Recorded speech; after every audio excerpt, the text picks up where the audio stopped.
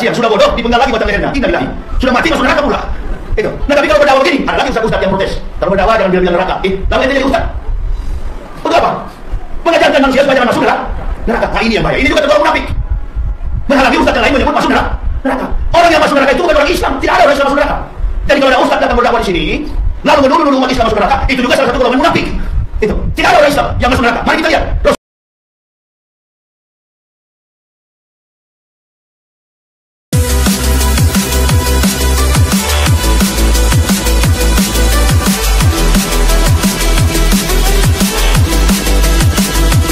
Halo, assalamualaikum warahmatullahi wabarakatuh. Ketemu kembali dengan Nyai Dewi Tanjung di sini. Halo teman-teman, selamat hari Minggu ya, dan selamat makan siang. Jangan lupa loh makan siang ya. Nah teman-teman, Nyai masih mau mengomentari orang yang ngakunya ustadz ya, baru masuk Islam tahun 2006. Yahya Waloni ya. Kalau lihat mukanya sih ya bisa nilai ya. Kalau kita baik itu akan kelihatan dari aura mukanya, dari matanya, dari pokoknya dari semua ya. Body language itu memancarkan aura hati kita. Kalau teman-teman bisa melihat sendiri di YouTube, buka bagaimana orang ini bentuknya ya, mukanya. Kalau Nyai sih menilai manusia ini sombong sekali ya. Yahya Waloni yang selalu membanggakan dirinya hebat. Wow, lebih hebat mana kau sama Allah Yahya Waloni? Ya. Di sini ada ceramah dia yang Nyai anggap lucu sekali dan itu justru menampar muka dia sendiri ya. Itu Papua itu sudah mencita-citakan dari dulu ada Universitas Kristen Papua. Itu saya yang mendirikannya, Pak. Wah. Di Sorong, Maladu. Oh ya? Saya yang mendirikannya. Pamer. Dari Sekolah Tinggi Teologi Pamer. Calvinis Ebenezer. Pamer. Kebetulan di sana itu berdekatan dengan Setie Al-Amin. Sekolah Tinggi Ilmu Ekonomi Al-Amin Muhammadiyah. Sekarang sudah jadi Universitas Al-Amin yang ada di Sorong. Dosen-dosen di situ sakit hati betul sama saya. Kenapa? Karena saya radikal betul. Saya militansi pendeta yang paling keras yang ada di Papua. Waktu dia mau tingkatkan akreditasi dari Setie menjadi Universitas Al-Amin, yang membackup-nya itu yang tidak setuju dengan pemerintah adalah saya. Masa Begitu sih? saya masuk Islam, heran ustadz-ustadz di sana. Kok bisa masuk Islam ya? Dulunya suka menghalang-halangi kegiatan umat Islam, pembangunan masjid, musola, dan lain sebagainya. Kegiatan umat Islam yang ada di Papua, saya yang mengkoordinir untuk selalu membatalkannya. Oh iya. Bisanya Ini masuk jahat. Islam. Gak bisa dijangkau dengan logika. Susah. Pamer. Mana orang-orang kafir yang perlu diberi petunjuk. Waduh. Nah, kadangkala kita ada orang masuk Islam, langsung kita percaya. Wah. Kritis, ada dua hal yang disampaikan oleh Allah dalam Al-Quran. Yang pertama, orang kafir itu sampai kapanpun dia tidak bisa masuk Islam. Dalam diabadikan oleh Allah dalam Al-Quran. Kegigit apa mulutnya sendiri. Innal ladzina kafaru sawa'un 'alaihim a'ansartahum am lam tunzirhum la yu'minun. Sesungguhnya sekalipun engkau meyakinkan wahai Muhammad, orang-orang kafir tidak akan beriman. Tetapi di ayat yang lain Allah berfirman, laqad anzalna ayatin mubayyinatin wallahu yahdi may yasha'u ila siratin mustaqim. Ini dua pendapat yang berbeda di dalam Al-Quran. Innal ladzina kafaru sawa'un 'alaihim a'ansartahum am lam tunzirhum la yu'minun. Itu orang kafir yang tidak diberi petunjuk. Apa makna? Apa maksudnya?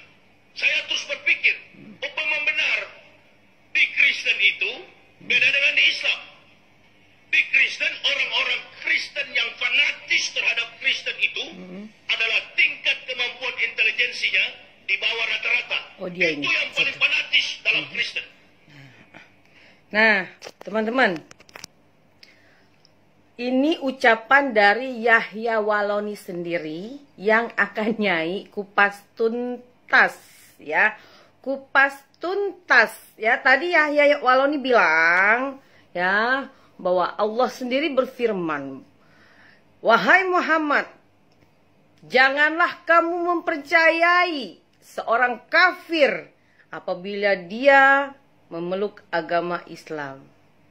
Karena orang kafir itu tidak pernah akan beriman kepada Allah Subhanahu wa taala." Ini ucapannya Yahya Waloni ya.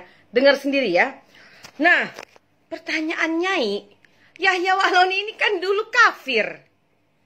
Ya, pendeta katanya yang militan, ya menentang pembangunan masjid di Papua.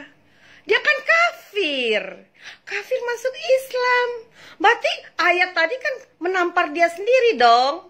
Iya kan? Ya enggak? Nah makanya kalau ngomong ya mbok dipikir ya Waloni. Kau bisa teriak-teriak kafir, kau tuduh orang-orang yang non-muslim kafir. Lalu kau keluarkan ayat, surat dalam Al-Quran bahwa Allah berfirman, "Wahai Muhammad, janganlah kau mempercayai apabila ada kafir memeluk agama Islam. Karena sampai akhir zaman pun kafir itu tidak akan pernah beriman kepada Allah Subhanahu wa taala." Pertanyaan Nyai hanya gampang. Lalu si Yahya Waloni ini kan si kafir masuk Islam. Apakah benar dia benar-benar beriman kepada Allah Subhanahu wa taala? Apakah benar-benar dia akan menegakkan ajaran agama Islam yang baik dan benar? Dia kan kafir, bekas pendeta militan. Ya dia sendiri yang ngakunya, kan coba mengembalikan apa kata-kata Yahya Waloni. Ya, manusia yang baru masuk Islam 2006 tahu-tahu udah jadi ustadz. Makanya nggak salah kalau ada yang bilang itu ustadz kaleng-kaleng ya. Karena instan, kleng, instan. Makanya cara ngomongnya kayak gini. Ya, belajarnya pun pasti sama yang radikal. Makanya mulutnya itu loh, mulutnya itu mengeluarkan kata-kata yang tidak pantas, yang tidak mencerminkan ajaran agama Islam yang baik dan benar. Yahya Waloni ya, kau selalu teriak kafir. Kau sendiri kan mantan kafir. Ya, hai kafir. Yahya Waloni, kau bilang orang kafir, kau sendiri kafir.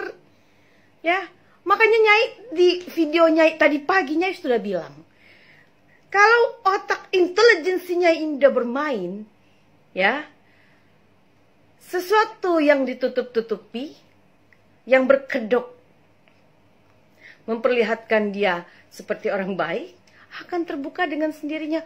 Belum 1 hari. Ya, belum 1 hari Nyai ngomong kayak gitu. Baru tadi pagi di vlog Nyai yang tadi pagi.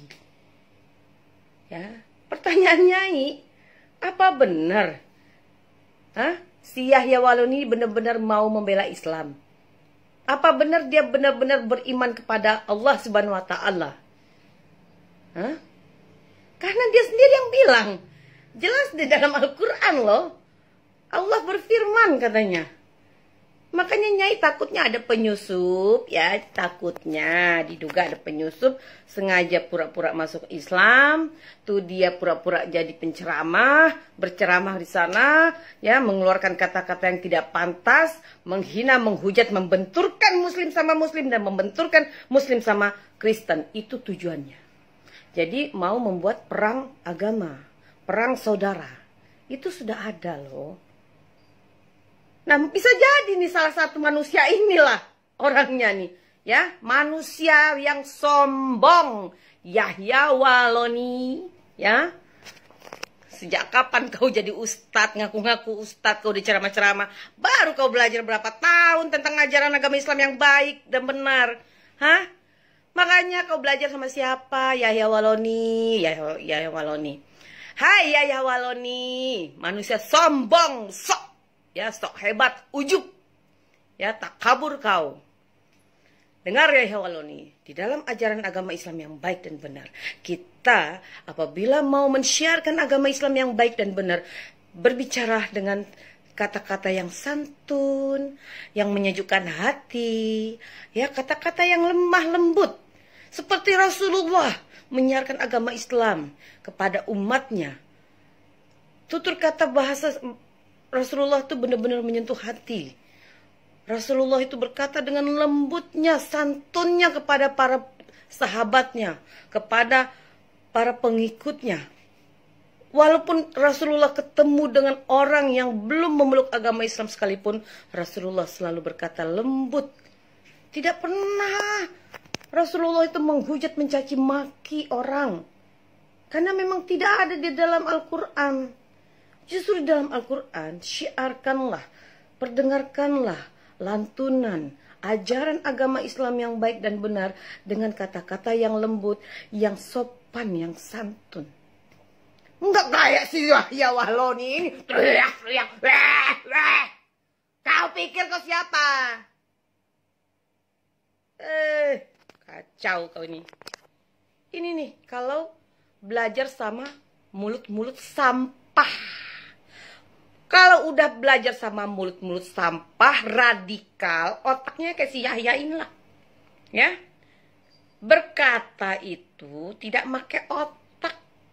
Ya kan? Dia nggak mikirkan bagaimana perasaan orang. Dia nggak mikirkan bagaimana orang mendengar dia berteriak-berteriak. Kuping sakit. Nggak bisa kau ngomong baik. Nggak bisa kau berceramah dengan tutur bahasa yang sopan, yang lembut, Yahya Wahloni. Tahajud. Mohon. Saya terus balas. Saya balas.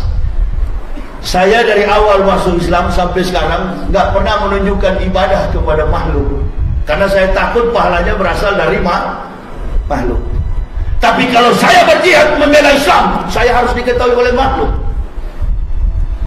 Nah, itu yang dituntut untuk diketahui makhluk. Antum berjihad, makhluk harus tahu. Kalau makhluk sudah tahu, insya Allah, Allah pasti tahu. Tapi kalau antum beribadah makhluk tahu, Allah nggak mau tahu.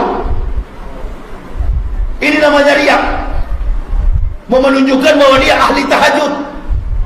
Ini jamaah harus dikikis secara perlahan. Kalau betul-betul kita ambok dulu ahli neraka, sekarang insya Allah ahli surga. Amin ya rabbal. Walau ana ahlal kitabi amanu wa taqaw lakafarna anhum sayiatihim wala adkalnahum jannatin 'ain. Sekiranya ahli-ahli kitab mau beriman bertakwa kepada kami, kata Allah, maka kami hapuskan kesalahan mereka dan menempatkan mereka pada surga-surga yang penuh kenikmatan. Jadi ahli kitab yang masuk Islam itu sudah dijanjikan oleh Al-Quran, bukan oleh NU, bukan oleh Muhammadiyah, bukan oleh Al-Wasliyah, bukan oleh Naqsabandiyah. Ada lagi satu yang suka mengacau itu, Rojak Wahabi. Tidak bangun masjid, tidak bantu semen, datang ke masjid-masjid seluruh Indonesia, mengacaukan, suka mencerai-beraikan umat Islam. Di giliran berjihad, di garis paling belakang. Minuman kalau ceramah, jus, mix sampai 50.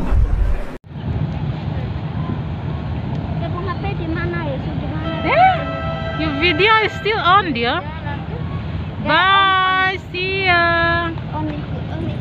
Your video is still on.